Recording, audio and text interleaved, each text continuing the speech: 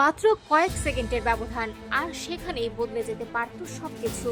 হাজার হাজার ফুট ওপরে উঠছে একটি বিমান, হঠাৎ বিকট শব্দে ভেঙে যায় জানালা। মুহূর্তেই এক যাত্রী চলে গেলেন বিমানের বাইরে। চারিদিকে তখন শুধু আতঙ্ক, চিৎকার আর মৃত্যু ভয়। আর সেই ভয়াবহ মুহূর্তে নিজের জীবন বাজি রেখে স্বামীকে বাঁচালেন এক নারী।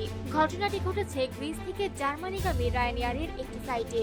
গত শুক্রবার থেসালোনিকি থেকে ম্যামিঙ্গেন যাচ্ছিল বিমানটি। যাত্রী ছিলেন সার্বিয়ার নাগরিক লিউবিসা কারোভিচ ও তার স্ত্রী সেদলানা ক্রোকোভিচ। বিমান আকাশে ওঠার কিছুক্ষণ পরই হঠাৎ বিকট শব্দ হয়। এরপরই কেবিনের বায়ুচাপ দ্রুত কমে যেতে শুরু করে। যাত্রীরা বুঝতে পারেন বড় ধরনের বিপদে পড়ছে বিমানটি। আতঙ্কে অনেকেই চিৎকার শুরু করেন, আর কিছুক্ষণের মধ্যেই অক্সিজেন মাস্ক নিচে নেমে আসে। সেদলানা জানান, তার স্বামীর পাশের জানালাটি ভেঙে গেলে লিউবিসার মাথা ও শরীরের উপরের অংশ বিমানের বাইরে চলে যায়। তখন তিনি কোনো কিছু চিন্তা না করে স্বামীর পা শক্ত করে ধরে ফেলেন। তিনি বলেন, সেই মুহূর্তে আমার মনে হয়েছিল যদি মৃত্যু আসে আমরা একসঙ্গেই যাব। প্রায় 2 মিনিট ধরে স্বামীকে ধরে রাখেন সেদলানা। পরে পাশের আসনে থাকা আরেক যাত্রীর সহায়তায় তারা লিউবিসাকে ভেতরে টেনে আনতে সক্ষম হন। ওই সময় কয়েকবার জ্ঞান হারান লিউবিসা। তদন্তকারীদের ধারণা, বিমানের ডান পাশের ইঞ্জিনের একটি অংশ বিচ্ছিন্ন হয়ে জানালায় আঘাত করার পর এই পরিস্থিতির সৃষ্টি হতে পারে। তবে তদন্ত শেষ না হওয়া পর্যন্ত নিশ্চিতভাবে কিছু বলা যাচ্ছে না। ফ্লাইট ট্র্যাকিং এর তথ্য অনুযায়ী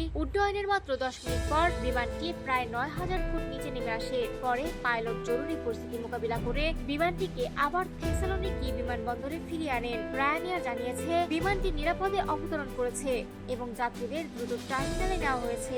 আহত লিউবিসা কারোভিচ বর্তমানে হাসপাতালে চিকিৎসাধীন। তার শরীরে গুরুতর আঘাত ও পোড়ার চিহ্ন রয়েছে।